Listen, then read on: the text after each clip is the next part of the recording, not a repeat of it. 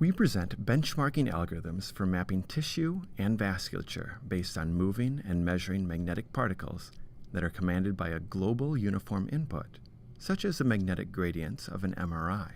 The microparticles are represented by red disks, and they attempt to visit all blue frontier cells.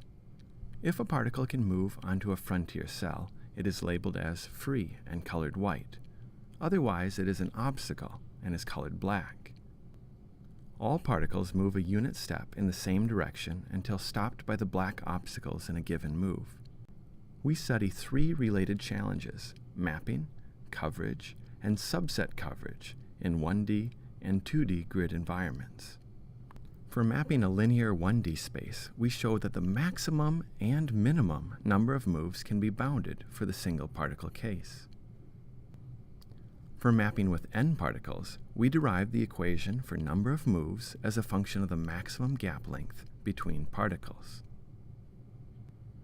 We also examine mapping when scanning and moving have associated costs, since in an MRI only one can be done at a time.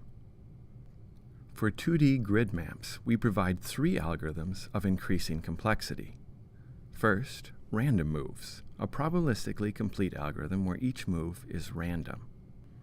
Second, elect particle.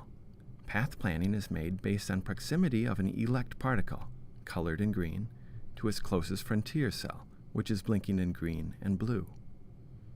Thirdly, the closest frontier algorithm, where the proximity of a particle to a frontier cell is exploited. Here, planning is based on the closest frontier cell and particle pair. This algorithm gives the shortest path of the three. We also discuss the optimal and worst-case scenarios for our algorithms. We compare the performance of the algorithms for different numbers of particles, effects of different distributions such as region fill, flood fill, and uniform fill, and finally different maps, including empty rectangle, an H-tree map which has a large perimeter,